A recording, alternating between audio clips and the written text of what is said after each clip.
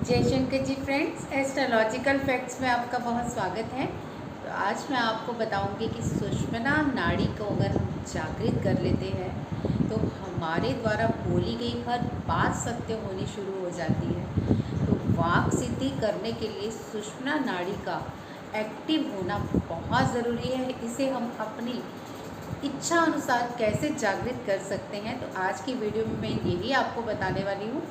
पर आप प्लीज़ इसका कोई दुरुपयोग मत कीजिएगा, क्योंकि इस सुषुम्ना नाड़ी के जागृत होते ही हमारी जितनी भी इच्छाएं हैं, जो भी हम बोलते हैं, पूरी होनी शुरू हो जाती हैं। तो इसकी हम थोड़ा सा अभ्यास भी करेंगे, इसके बारे में जानेंगे भी और जानेंगे कि सुषुम्ना नाड़ी के एक्टिव करते ही हमें किस तरह का अनुभव होता है। ये अनुभव भी आप इस वीडियो के ज़रिए करेंगे।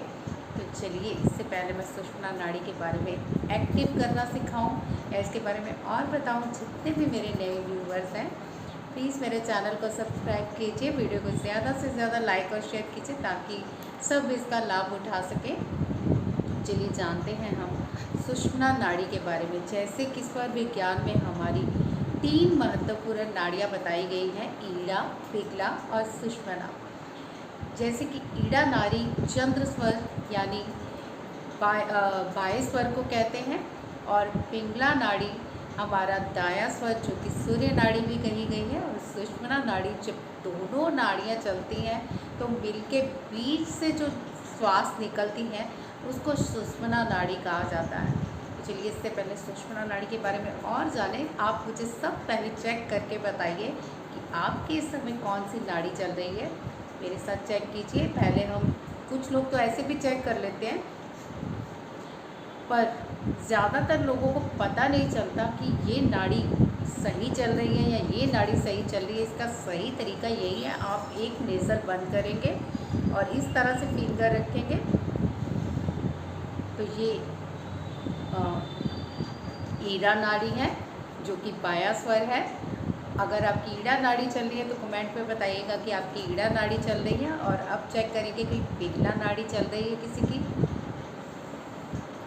तो पिंगला नाड़ी कम कम चल रही है, इसका मतलब आपकी ईड़ा नाड़ी प्रॉपर चल रही है। आपकी कौन सी चल रही है, आप मुझे प्लीज़ कमेंट में बताइएगा, क्योंकि हमें जानना है कि सुषुम्ना नाड़ी को स्टार्ट करने के लिए क्या क्या कर सकते हैं। तो सुषुम्ना नाड़ी अगर आप जागृत कर लेते हैं, ये ध्यान के लिए बहुत ही महत्वपूर्ण मानी गई है। बहुत सारे लोग कहते हैं कि हमारा ध्यान नहीं लगता, हम ठीक तरह से ध्यान नहीं कर पाते, हमारा इधर उधर ध्यान भटकता रहता है। तो ये सुषुम्ना नाड़ी अगर चल रही हो, आपका ध्यान लग जाए, एक तो आपकी वाक सिद्धि होती है, यानी कि उस समय बोला गया कोई भी शब्द आपका सच होता है। कहते हैं ना कि गुस्से में भी कभी किसी को इस तरह से नहीं बोलना चाहिए कि किसी को बद्दुआ नहीं देनी चाहिए। कई बार क्या होता है कि हमारी सुषुम्ना नाड़ी चल रही होती है तो हम कुछ भी बोल देते हैं किसी के लिए भला बुरा, तो वो सच हो जाता है। इसलिए हर बात सोच समझ के बोलिए। कम से कम सुषुम्ना नाड़ी जागृत करने के लिए आपको एक दयालु तो बहुत होना चाहिए।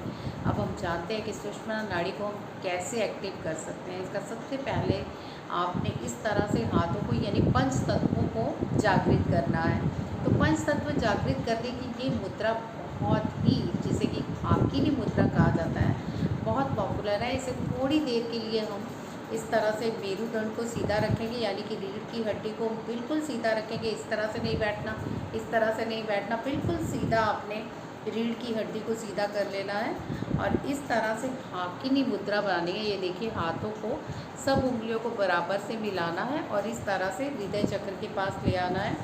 थोड़ी देर के लिए, ज़्यादा नहीं, 1 मिनट के लिए हम आइज़ क्लोज करेंगे ताकि हमारे पंच तत्व जागृत हो जाएं। और मन ही मन ओम का जाप करेंगे।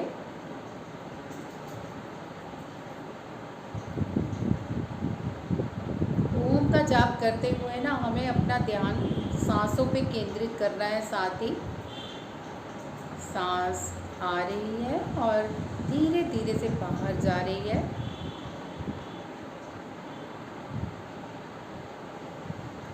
धीरे से सांसों को भरिए और फिर धीरे धीरे छोड़ते जाइए।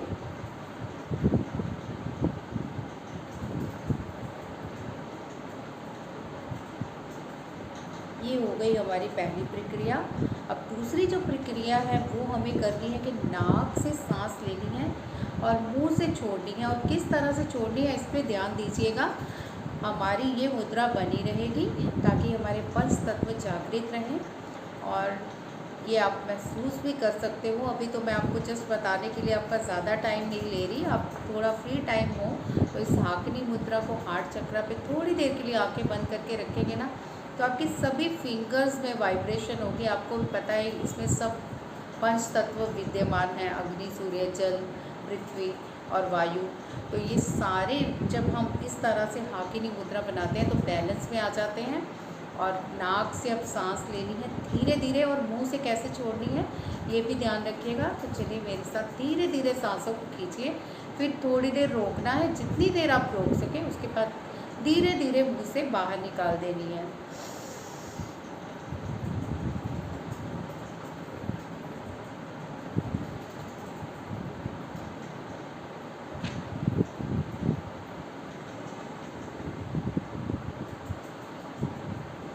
जब भी आप सांस बाहर निकालें तो अपना सारा स्ट्रेस बाहर निकाल देना है।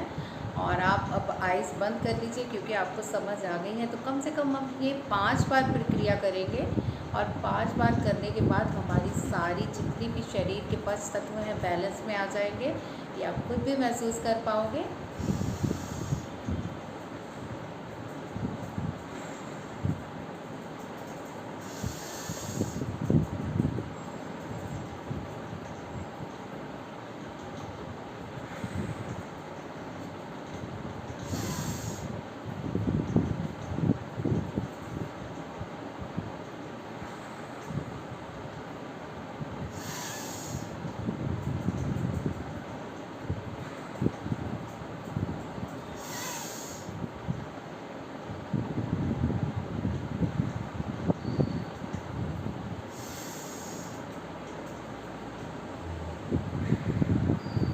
अब 5 बार करने के बाद आप अनुलोम और विलोम करेंगे। अनुलोम विलोम करते हुए हमें किस तरह से करना है ये ध्यान रखिएगा। जैसे इस तरह से सांस खींचनी है, फिर थोड़ी देर के लिए बंद करना है, यानी कि जितनी देर हम सांस खींचने में लगाते हैं उतनी देर हमें थोड़ी देर बंद कर लेना है, और फिर धीरे धीरे उतने ही सीक्वेंस से हमें दूसरे नाक से निकाल देना है। तो चलिए मेरे साथ स्टार्ट कीजिए।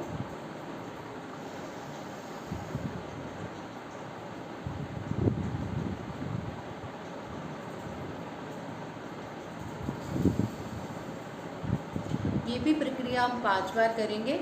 5 बार ही आप ये काउंटिंग में सांस खींचेंगे। 5 की काउंटिंग में फिर उसे थोड़ी देर होल्ड करेंगे, और 5 की काउंटिंग में ही इसे धीरे धीरे रिलीज़ कर देंगे। तो आपको समझ आ गई होगी कैसे करनी है। चलिए मेरे साथ स्टार्ट कीजिए। 5 टाइप करना है, तो ये पहली बार स्टार्ट कर रहे हो आप।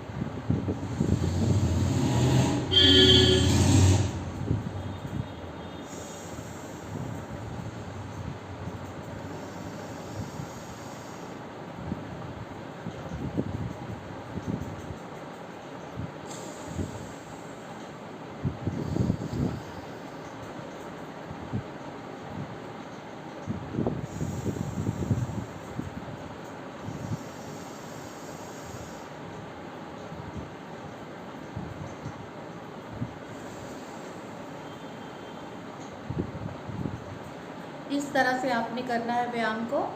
और सबसे ज़रूरी बात, कुछ लोगों को आदत होती है जल्दी जल्दी में खींचना। मैंने बहुत सारे लोगों को पार्क में देखती हूँ वो इस तरह से करते हैं। ये एक दूसरी प्रक्रिया चली जाती है। जब भी हमें सुषुम्ना नाड़ी एक्टिव करनी हो तो हमें धीरे धीरे प्रोग्रेस करनी होती है। अभी हम क्या करेंगे, आइज़ बंद करके अपना ध्यान केंद्रित यहाँ से सांस खींचेंगे और हम लेके जाएंगे मूलाधार पे।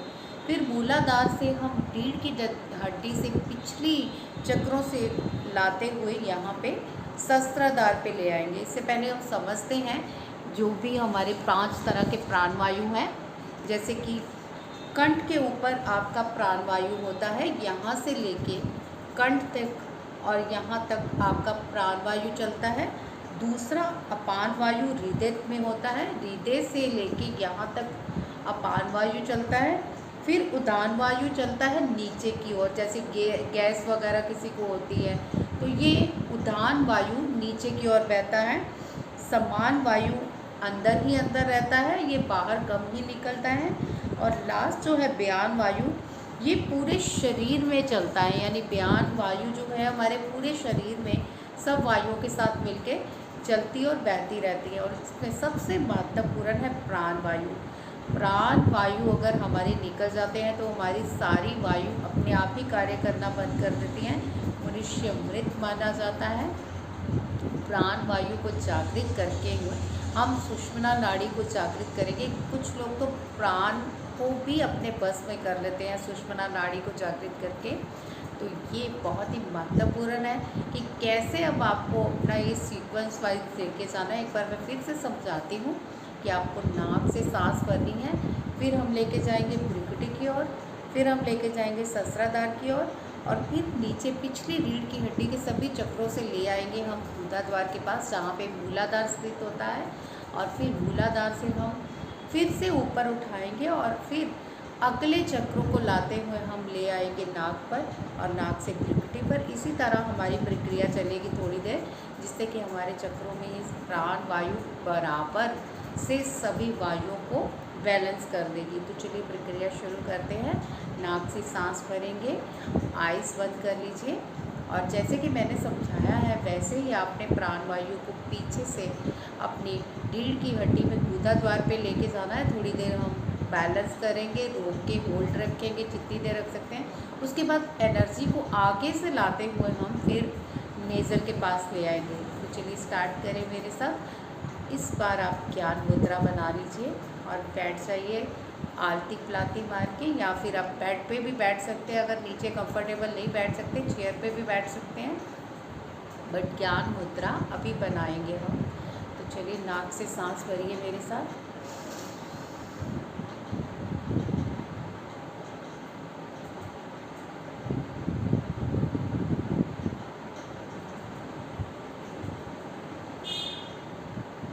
आपने फील करना है, आइज़ बंद रखिए और मेरी बातों को फॉलो करते रहिए कि आपने फील करना है कि आप नाक से सांस भर रहे हो और ये आप भ्रुकुटी के मध्य से लचाकर सहस्त्राधार से पीछे की ओर फिर गुदा द्वार पे ले गए हो, वहाँ पे होल्ड रखिए। होल्ड रखने के बाद फिर से आगे की ओर लेके आते हुए उसे फिर से हमें अपने नाक की तरफ लाना है और फिर पीछे की ओर लेके जाना है। इसी तरह एनर्जी को फील करते रहना है। आइज़ अपनी बंद रखिए और चलिए मेरे साथ करिए।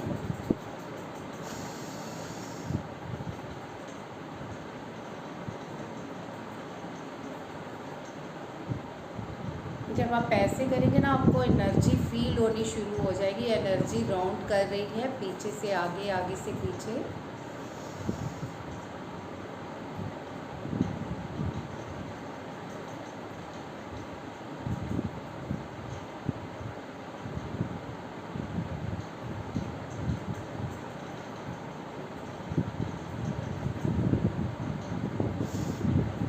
जब आप दोबारा स्टार्ट करें, एनर्जी को आगे लेके आए, तो आप एक बार सांस रिलीज़ कर दीजिए, फिर से सांस भरिए और आगे से खींचिए।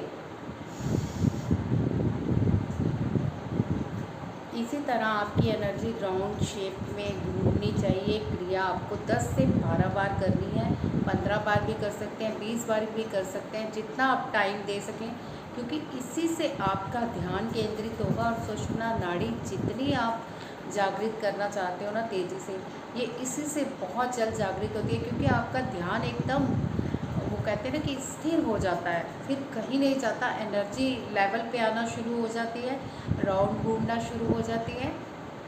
तो इसी चीज़ को महसूस कराना चाहती हूँ मैं आपको। तो चलिए, जितनी बार भी आप कर सकते हैं करिए।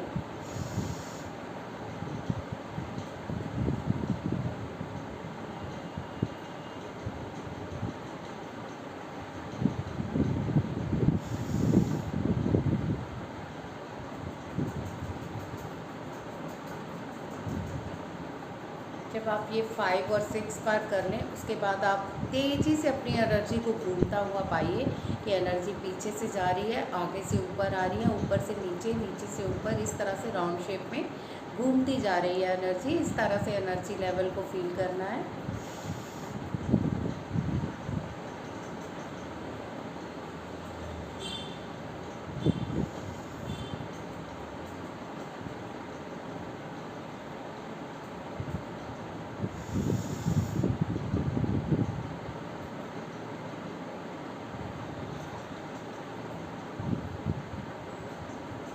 अभी आप अपनी एनर्जी को तेज़ी से घूमता हुआ पाइए। एनर्जी तेज़ी से चक्रों में घूमती हुई ऊपर की ओर, ऊपर से नीचे की ओर, नीचे से ऊपर की ओर राउंड में घूमती जा रही है। और अब अपना ध्यान केंद्रित कर लीजिए अपनी भ्रिकुटी की ओर। भ्रिकुटी में मध्य में अंदर ही अंदर घुसते जाइए, बिल्कुल अंदर घुसते जाइए। चाहे अंधेरा दिख रहा है, रोशनी दिख रही है, या आप मुझे कमेंट में बाद में ज़रूर बताइएगा, बट अभी आप फील कीजिए कि एक रोशनी आपको, या कुछ भी अंधेरा नज़र आ रहा है तो कोई बात नहीं, आप उस अंधेरे में खो जाइए। अंदर ही अंदर डीपली जाते जाइए अपनी भ्रिकुटी के मध्य में। जैसे एक आत्मा अंदर प्रवेश करती है, तो आप एक आत्मा का ट्रैवल करता हुआ देखिए कि अंदर ही अंदर जा रही है डीपली।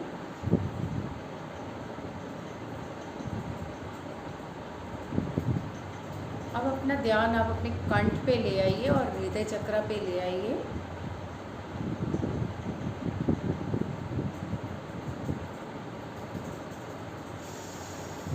सांस भरिए, थोड़ी देर होल्ड कीजिए।